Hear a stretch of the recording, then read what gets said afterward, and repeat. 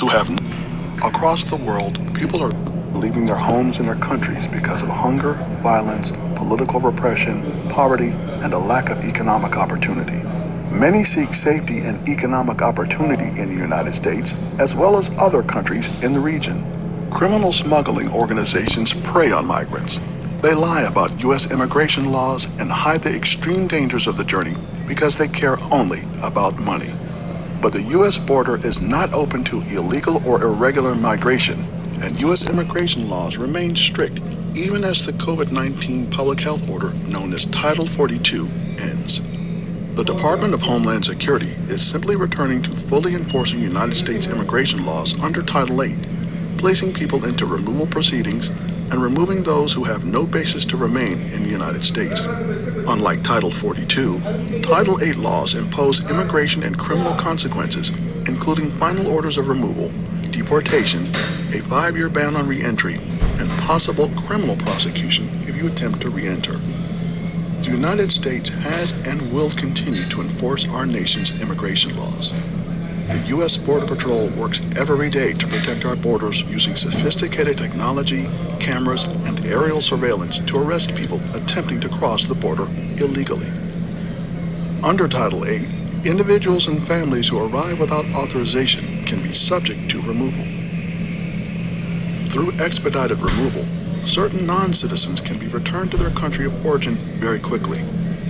Certain non-citizens may be returned to Mexico even if they are not Mexican citizens. Dozens of deportation flights take place every week.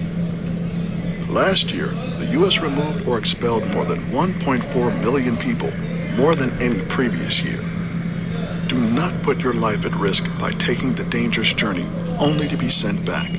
Many migrants don't know this and believe the lies they see on social media or hear from others. Smugglers count on that. Smugglers may not explain the dangers, that migrants are often assaulted, abused, or kidnapped for extortion by criminal cartels. Smugglers lie about the risks of death due to heat and dehydration, the dangers of drowning trying to cross the river, or the injuries that migrants could suffer falling from the border barriers. Smugglers also lie or leave out the fact that non-citizens who arrive without authorization are subject to removal from the United States. Migrants who try to illegally enter the U.S. without authorization will be arrested and processed, which means they are screened and vetted against criminal and other databases. Anyone who poses a threat will be removed as quickly as possible or detained in accordance with the law. The fact is, most non-citizens coming to our border are not eligible to remain in the United States. Asylum laws do not provide for relief solely for economic reasons or for general violence. U.S. authorities may detain migrants until removal.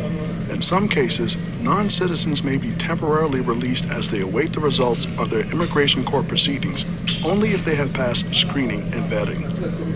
They are required to check in with U.S. Immigration and Customs Enforcement on a regular basis and may be given ankle monitors or similar electronic devices. If temporarily released, the federal government does not provide help or financial support to non-citizens, and non-citizens must report the addresses where they stay. An immigration judge may grant asylum or other forms of relief or protection if non-citizens qualify. Most do not.